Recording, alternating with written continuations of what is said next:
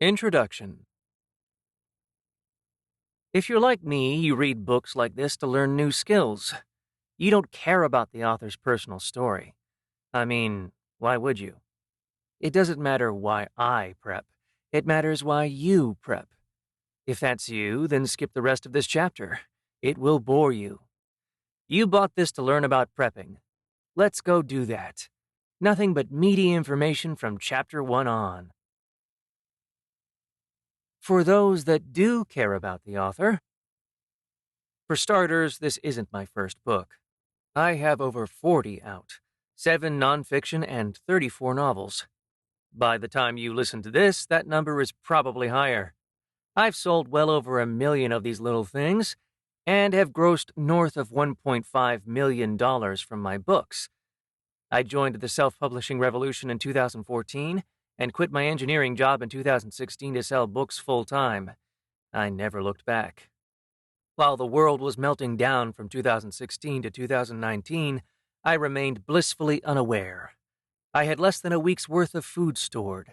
I had no water. I had no plan for anything. Why would I? The world was sane and normal, and I was a fancy-pants author. My pants were very fancy, very impractical, not enough pockets. Reality kicked me squarely in the ego when wildfires swept through my hometown. I was speaking at the NINC convention for fancy pants authors in Florida. I lived in California. We returned to SFO under a hellscape sky. Dense orange-brown smoke dwarfed the fires I'd lived through in Los Angeles back in '04. I can't capture just how bad the air quality got. A mask was necessary. Even a quick drive to the store without one left me coughing. My family, which included my new wife, her sister-in-law, and a cat, were without power for 9 days. My food stores were confined to some oatmeal, a bit of canned food I really didn't want to eat, and not much else. The refrigerator was gone, and so was the chest freezer. Hundreds of dollars in steaks and frozen meals were rotting. I had propane, thankfully, so we could grill at least the first night. Restaurants were closed. Safeway was dark, but sort of open. No frozen or chilled things for sale. Everything edible on Amazon was quickly bought out.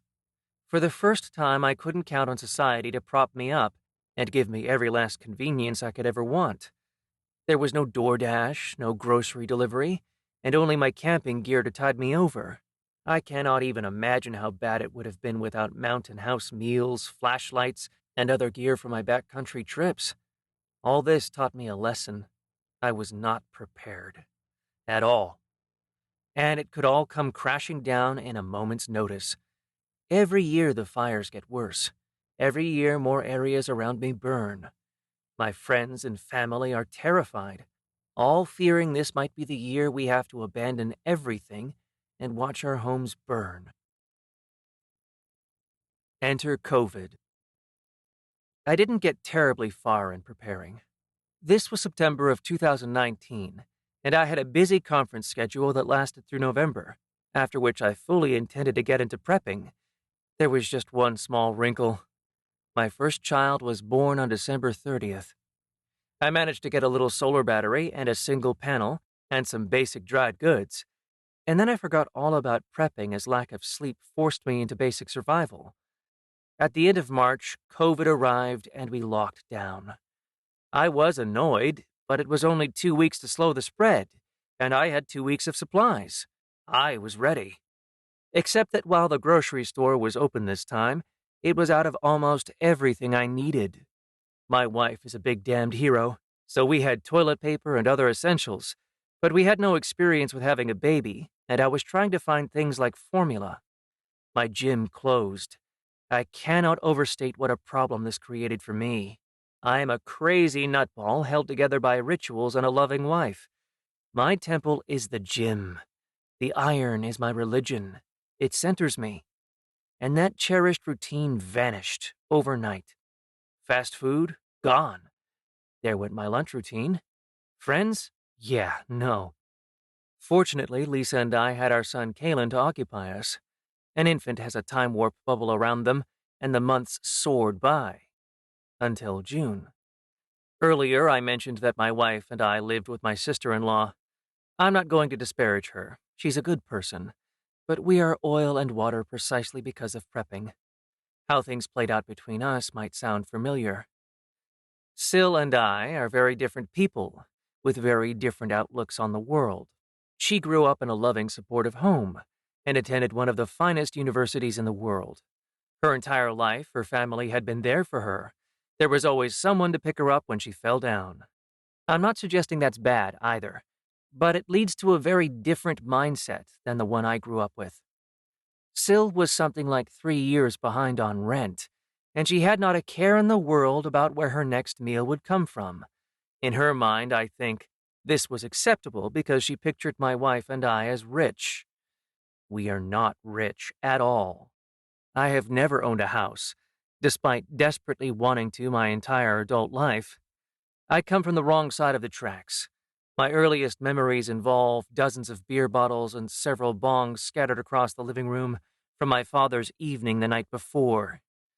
I can tell you what government cheese looks like, and how you could use it for construction materials if you really wanted to.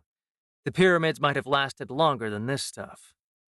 I know how horrible foster care can be, and how great if you get the right family. I know what moving 17 times across 11 states by the time you hit high school is like. Everything can change in an instant. Take nothing for granted. Later in life, I lived in some bad areas of Los Angeles. I signed a lease in North Hollywood thinking it was movie Hollywood. It's not. There was no Julia Roberts. That's West Hollywood, I think, over the hill. I lived in the San Fernando Valley. Gunshots were constant. Constant. People used them like punctuation marks, and sometimes they'd be followed by whooping or cheers. Every night at 2 a.m., the sonar truck would come around, pinging like a submarine, and all the meth addicts chilling under my window would cruise over for snacks, where fights would often break out. Violent and occasionally lethal fights. I can smell violence. I can smell change. I learned the fine art of GTFO right before the bad things go down. In June of 2020, my GTFO sense was in full alarm. The George Floyd riots were in full swing. The pandemic was tearing our economy apart. I had entered prepper mode and not even realized it. I knew that things were unraveling, and that my window of opportunity to prepare my family for the tough years to come was limited. The simple fact is that our grandchildren are unlikely to enjoy the same quality of life we enjoy. That's why I prep, because my son is going to enjoy a great life, and so is my community. I'm going to do everything I can to help make the world a better place, and to be ready for anything that comes. If things are getting worse, then I'm going to be one helping to make it better. Not that this attitude breaks one of the cardinal rules of the prepper community, which I'll discuss when talking about the gray man philosophy. And it also got me into trouble already. Remember that pesky SIL? Her father is a doctor.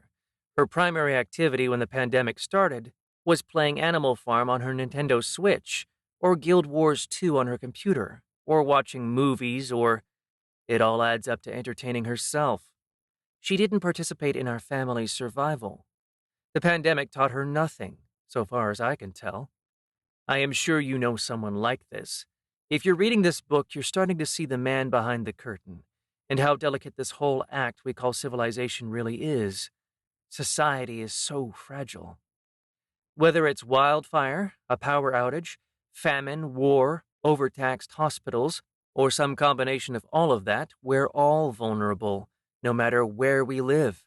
And the clock is ticking on the standard of living we've enjoyed for so long. I don't want to be an alarmist, but there it is. Thus, I had to make a difficult decision. I evicted SIL after another fight. I did it for my son, for my wife, for our future.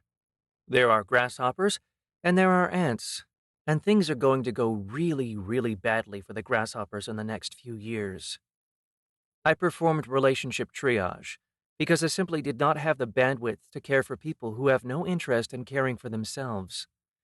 Part of preparing is understanding the situations you personally will face in the future.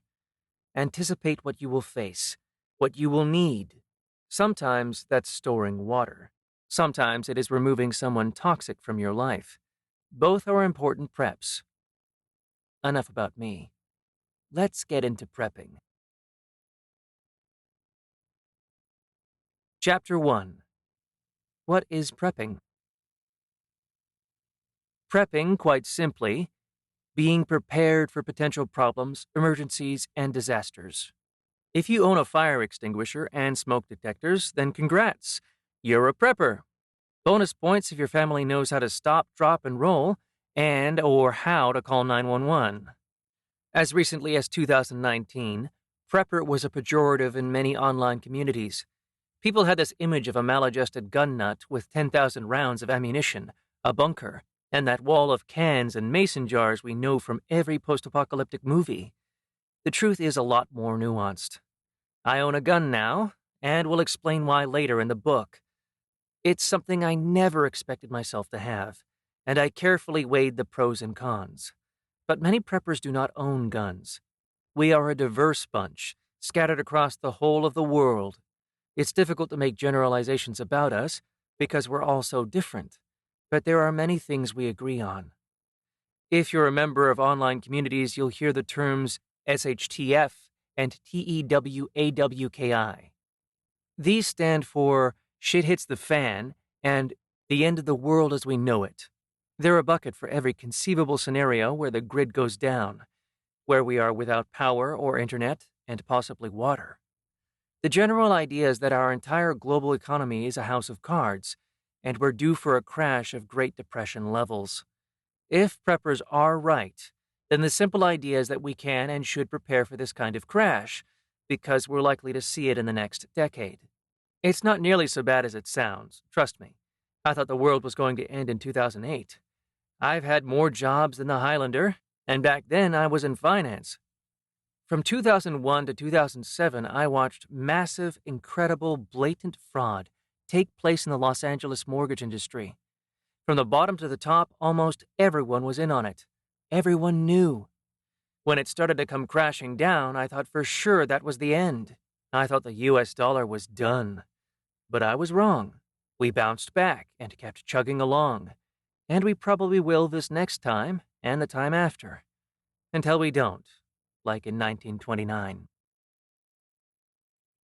The reason you bought this book. Something woke you up to the idea of prepping, or you wouldn't be listening to this book. My oh crap moment came in 2019 with the California wildfires, which I touched on in the intro. We were without power for 9 days. I watched the fabric of society erode and realized just how much everyone around me relies on an incredibly complex economy.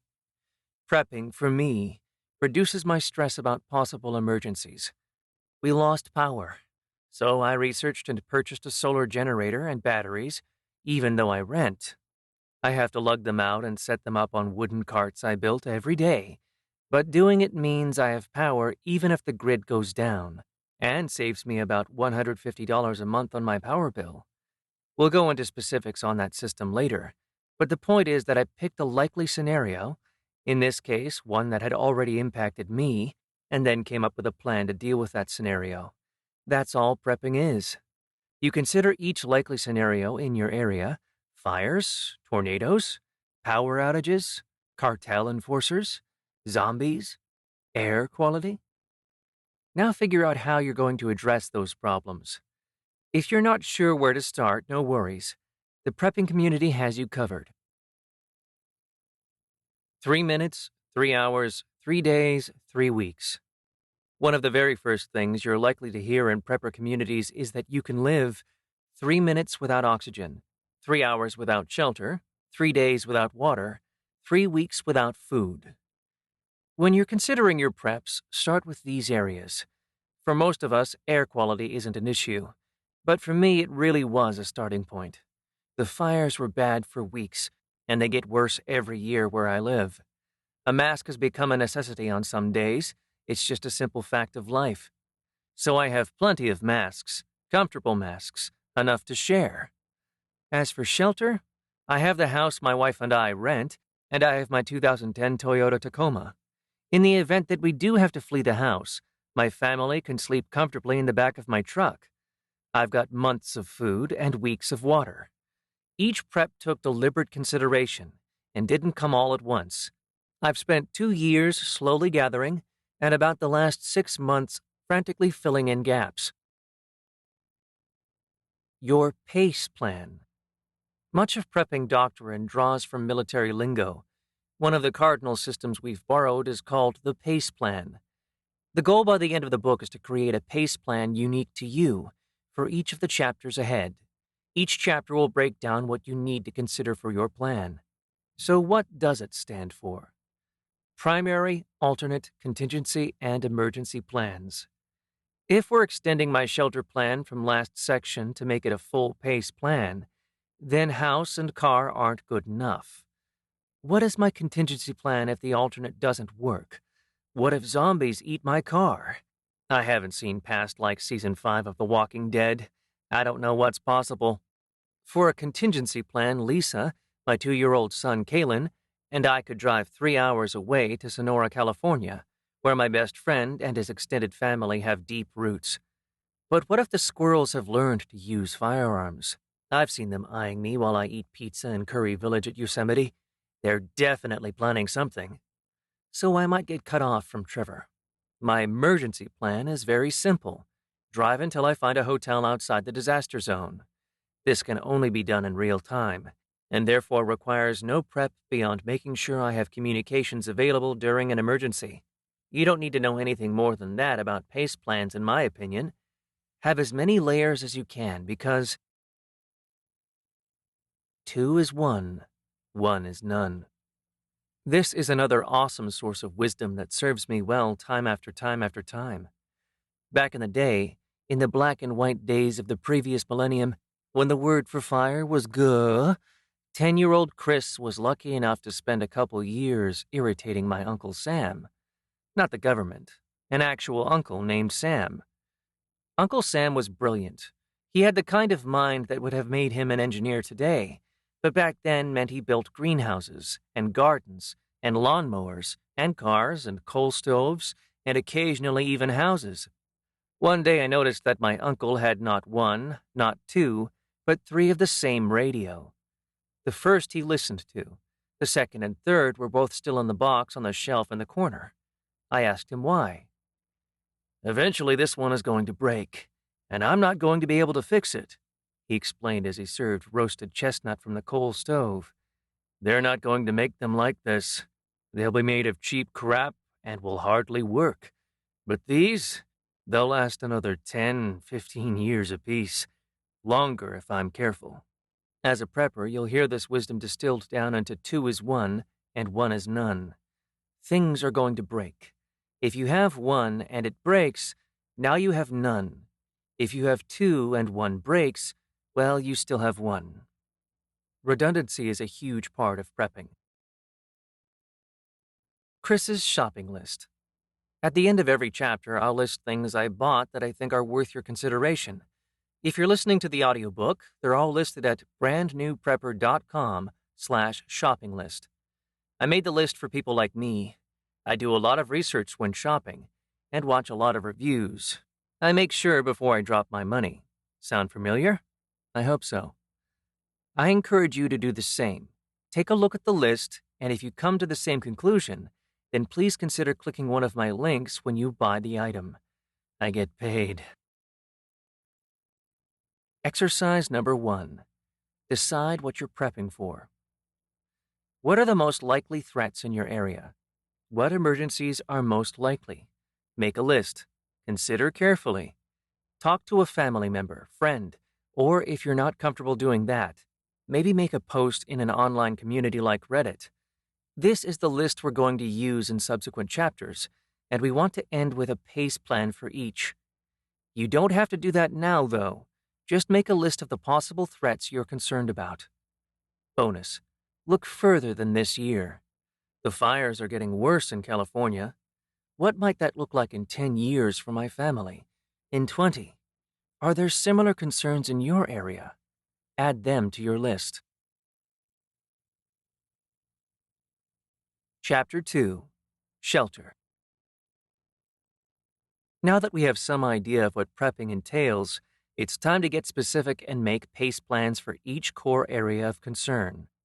It's easy to waste a lot of money prepping, so I'd encourage you to read the entire book before ordering that pallet of 30-year food. You're going to start with shelter, and we'll be following the PACE plan we discussed earlier.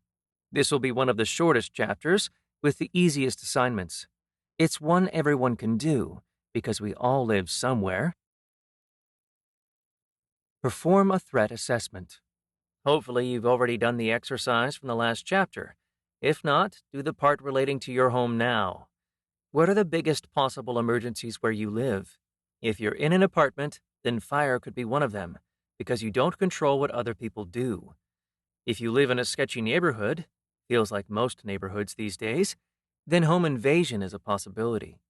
Note that both of these are completely average things that happen to people every day. No zombies needed.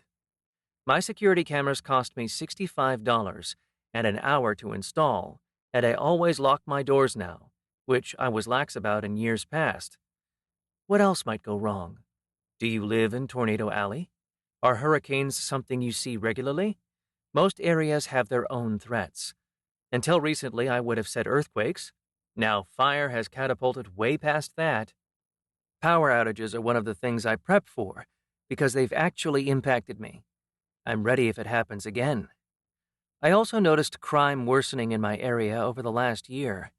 If you've ever lived in an inner city, you get a feel for when people are scoping out cars or houses. I've seen a few now, on my block in suburbia. Your primary residence. You now have a pretty good idea of what threats you think you should be preparing for. It's totally okay if that list isn't complete. There's probably tons of things you haven't considered, but getting started is powerful. Now we're going to think of some solutions. Let's use my list. Threat: home invasion.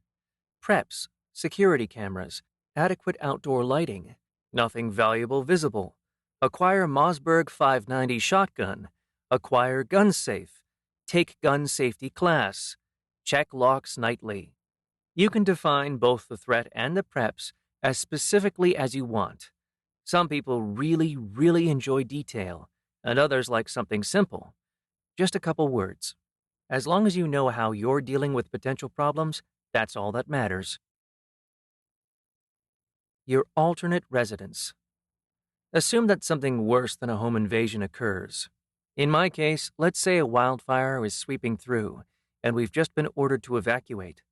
What specifically do I do? The first prep is knowing where to go. The second prep is knowing what to bring. We'll discuss go bags in a later chapter, one of the staples of the prepper community, but what you bring with you goes a lot further than that.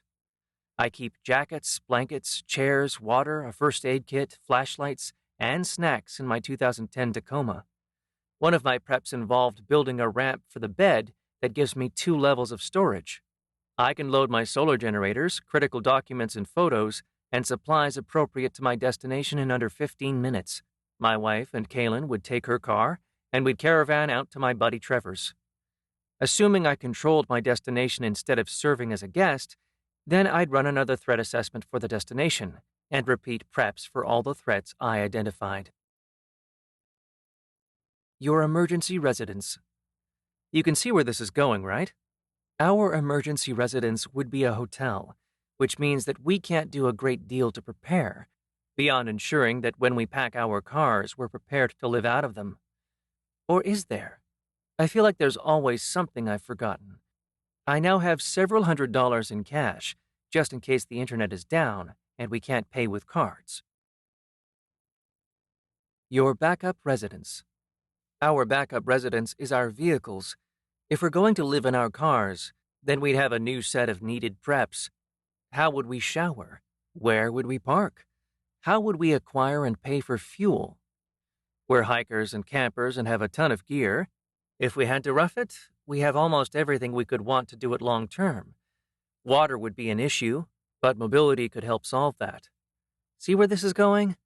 Put yourself in the mindset of the you that just woke up and found your town on fire. What do you do? Where do you go? What problems are you likely to encounter along the way? Chris's shopping list. Security camera. Mossberg 590 shotgun.